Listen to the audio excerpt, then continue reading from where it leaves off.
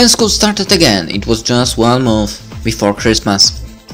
It was, however, too cold for biking outside. The season was officially over. On Monday, after the sky trip, the teachers seemed to have their homework day and really got a lot to do. Mostly, we did them the break before the lesson anyway, but some were too long and we had to do them at home. But that wasn't important, because soon after that the first philosophy lesson after the sky trip came. And Yone was once again beautiful. It was clear and so present, Akari, Yone and me. There was the sky trip between us, and it set us apart from the rest of the class. And once again, there were 1 or 2 times during the lesson where I knew exactly what she meant, the undertone of what she had said, and I reacted to that undertone in the same subtle way. This was only clear to her. On Friday during class, the discussion came that our school magazine was looking for some new authors, and who should or could volunteer from our class. Me, I didn't want to make yet another commitment, even for almost everyone was suggesting me. Before the Redux, I really wanted to do it. It was one of my dreams to become popular by writing good articles for the school magazine. But I didn't get support from the teachers anyway. And so now I declined. Besides, I have successfully ruined things that should have happened naturally by being so superior. For instance, that one dinner at the birthday party. And I didn't want to rob someone of his or her chance to write something for the school magazine just because I had this admittedly unfair advantage. Advantage I tried only to use in respect to Yone.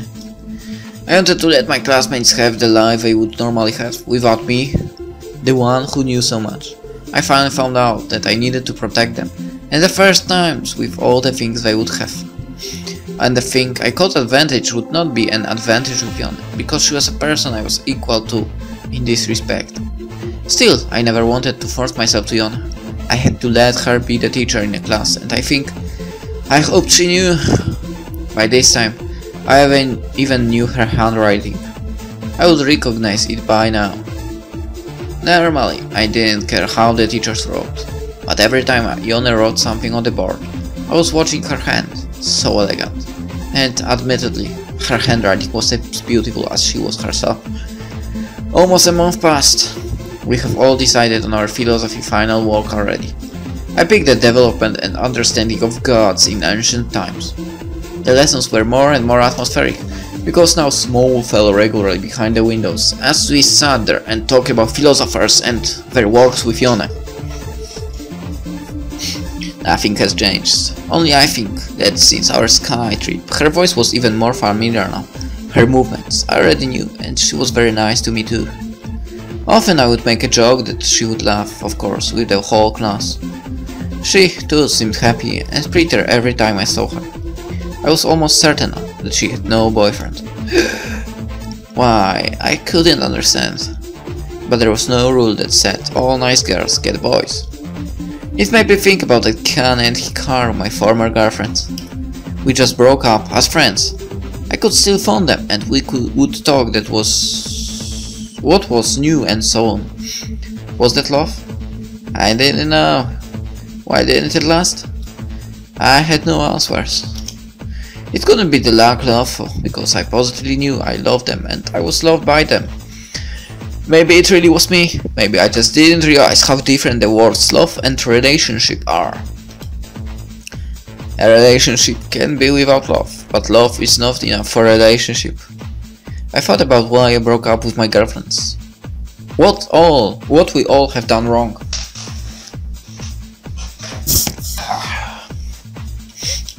The Redux opened my eyes, and I saw many things much clearer now. I even thought of why things are the way they are. I was on my way to find myself, to find out why I acted the way I acted, maybe to even find a meaning. Yone was not a part of this, however. I loved her. She was so nice, and I could sense she wanted to be loved. Even I wanted to be loved. Whenever I took a walk in the city and I would see couples kissing and walking hand in hand, I would want to be hugged too. I didn't know why. Whatever I did, I could not escape the love. It was all around. Everywhere I went, some form of love would be present. All movies, all songs, there was at least one reference to love. And during Christmas time, it was even worse. And it was just that time, the 15th of December. People would shop for presents for their loved ones, and everything was preparing for the big night. Especially during that time, one wanted to be loved. I would walk along the streets with someone I loved to share it with her. I would sometimes go to the city in the evening to look for something for my parents. I couldn't think of too many things, but I already had something in my mind. But whether I would find the necessary things was a question. I was alone. I realized it now. When I walked through the city, I realized that last year we were walking these same streets with my friends. And I even recalled going to these places with Akane, even Hikaru liked to be here. But now, they all were so far away, I knew I could never love them again. Not even Miori I liked a year ago. Ah, Miori! Why? Don't give up on her! I actually can't believe he gave up on her so easily. There would only be Yone now. And even though Yone and I was not likely to happen in my current situation, it was better to love unreturned than to not have a love at all. I was thinking about Yone so much these days. Did she love? Maybe even me? Just having me on my mind would be enough for me. I knew, however, that all this would be extremely hard for her, because she was in a much more difficult position than I was. If she even admitted to herself that she was thinking about her young boy, it would make her a twisted person, a pervert. She would have to suffer endless days of questioning herself and her moral life. And the easiest way out of there would be to think of me as some sort of hormone-driven teenager, the stereotypical boy who wants a lesson in love, or one that is just as perverted as she would be if she continued to let the thoughts of me in her head. I wanted to prevent that at all costs. She had to know the real me, that I was not like that, but that I was a normal person. And of course, as a normal person I found her attractive. I have thought about her thousands times, dressed and undressed. To my deep thinking classmates, every mention of sexuality now was immoral, but I understood them. I was like that. I was part of that before the Redux. They talked about pure love and that it did not need anything physical. I didn't even want to argue with them. I thought too that there is love without anything physical, but there was no higher truth that would say that that was a higher form of love, even though it sounded reasonable. I felt a little hurt by them, because their theories could not be ignored, since they were talking about it the whole time. And so I found myself on the side of the class I never was, with all of the people who didn't want to dig that deep and who maybe couldn't keep up with them. All their thoughts made me look like I was loving less deeply, or simply a lesser love than the ultimate love they were talking about. Just because I really loved to look at Yone's wonderful body and even imagine kissing her. Was that bad? I thought I loved Yone with everything I had. And if that was not the ultimate thing, there was no ultimate love. I thought that maybe different people were loving differently. Could you then blame them? When that was the most they could love. Were they less of persons than our ultimate love part of class? The answer had to be no, but as experienced as I was compared to them, I didn't know why. I didn't think less of them, of course. I too was one of them, and I knew exactly what they meant. To them, the ultimate love was something. Indeed, something. And when they knew that there was such thing, everything made sense.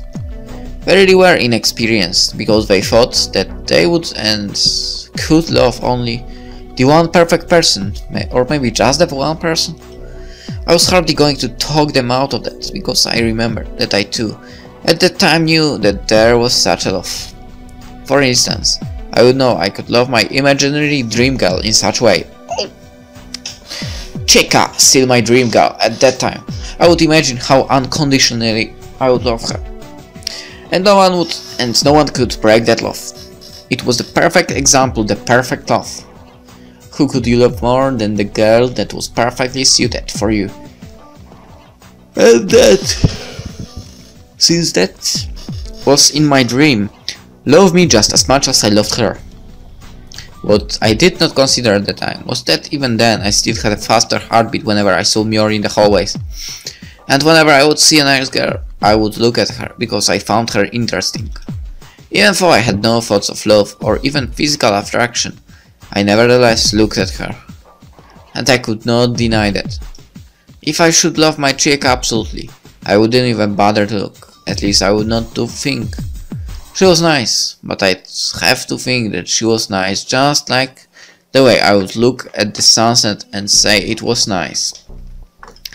I wasn't one of those who were disillusioned. In fact, I hated those people, just because they made bad experiences. They thought that love is something that does not exist in a more or less extreme way, depending on their disappointments. But I was a proof of that it is possible. I have loved and I was being loved. And I was so infinitely in love as I could be. I would never say that there is no happy love. It is a matter of the right people, but it is possible and I experienced it. Everything I might have read, every feeling about love I heard, even the unconditional, I could say for myself, yeah, I know how that feels. On the 7th of December, it was Tuesday and we had yet another snowfall. And it was that Tuesday that I decided to go to the city to look at presents I would give to my parents. The atmosphere in the city, Redux or not, was beautiful. The street lamps had that yellow or orange glow, so typical for our city, and everything was dimmed in warm colors. While I was walking, I thought about what I would say if I met Yone. Surely, it would be such a romantic thing to happen. I would easily find something to talk about for hours. I would just think about Yone and wondering what she would wear going to the city in winter, when someone tapped me on my shoulder. I turned around to see Emi. That's how everyone called Hidemi, Jan's sister. The thing about me and Hidemi, it was an interesting thing to think about, and although now I only had eyes for Yone.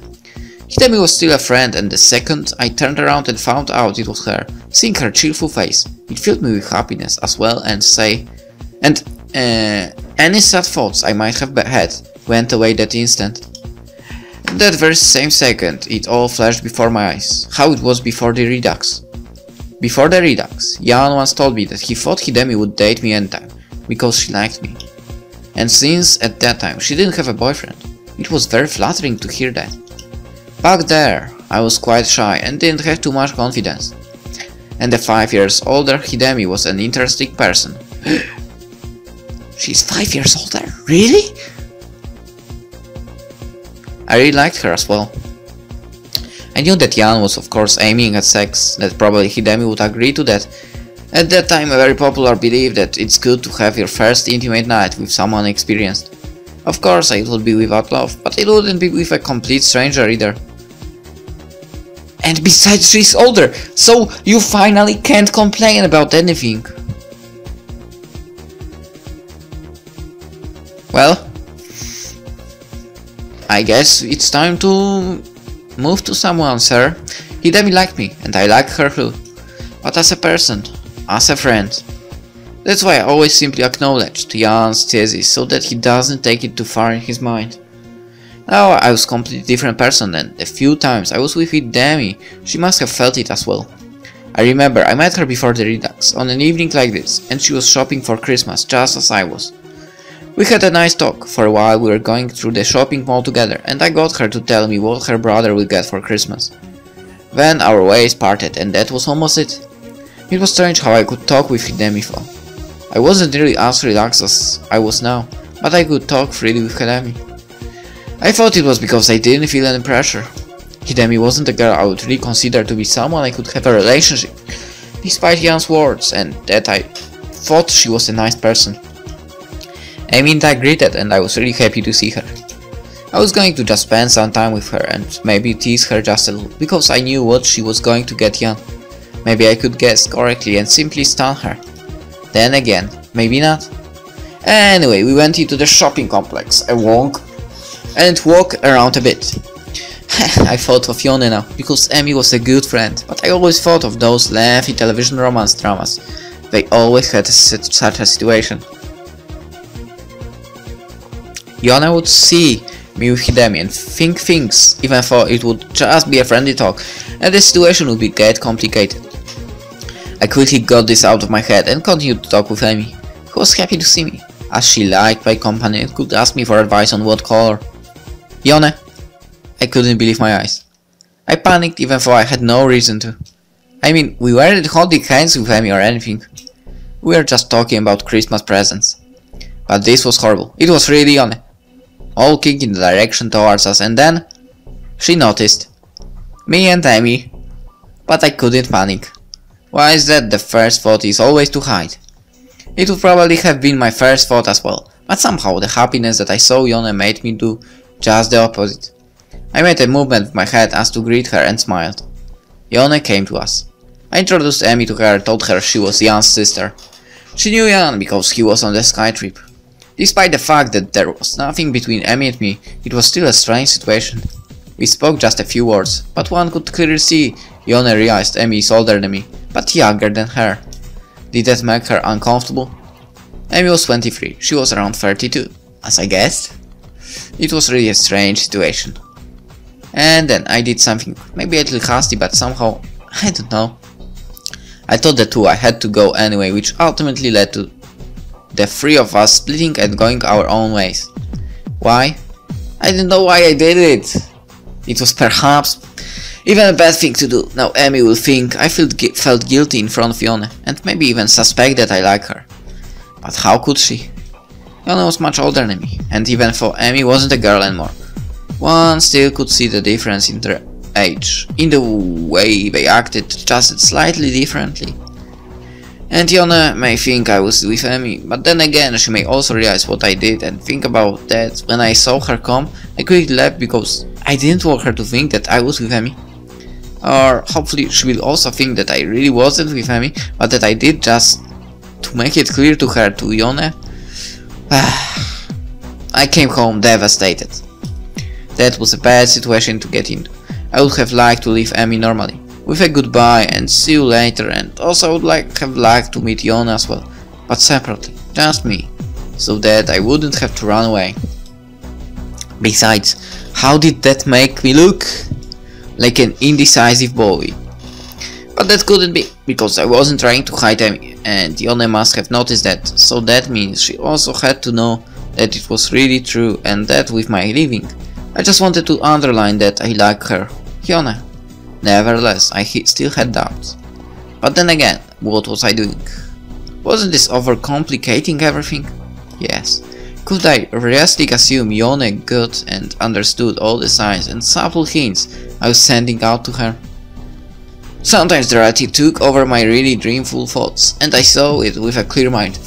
By the way, when I think about it, some time ago I read that the perfect difference in age between woman and a man is when a woman is older by 4 years and 4 months. I have no idea how it is scientifically proved, but well, it is said like that. I don't know, I don't even remember where I read that. But okay, let's continue. Have I read that? Yeah, I think I read it. It was plain stupid. There was realistic in a way Yone could feel and understand everything I did in the way I was hoping she would do. There was a situation. We met and I went away. There. That was all there was to it, basically, more or less. I couldn't seriously hope Yone would be a mind reader getting all the messages I sent her through my actions.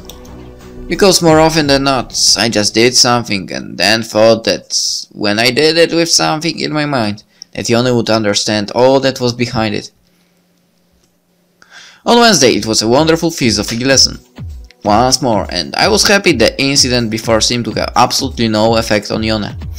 Was that a good sign? Did that mean I did it right?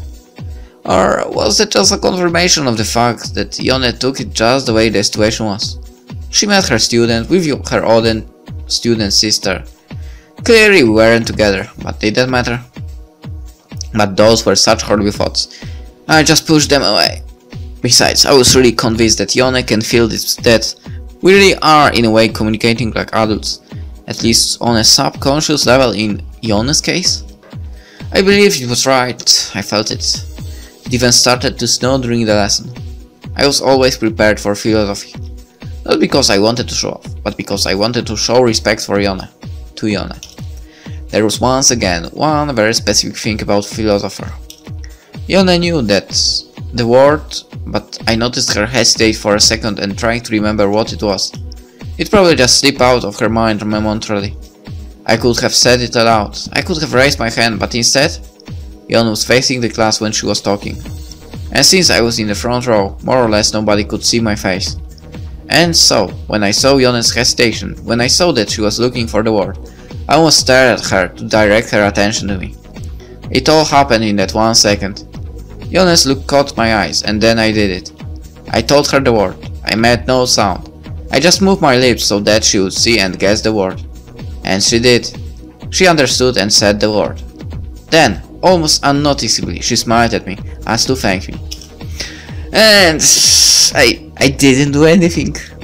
I thought that I don't have to react to everything, and in this particular situation, I think it was a good thing that I didn't nod back or anything.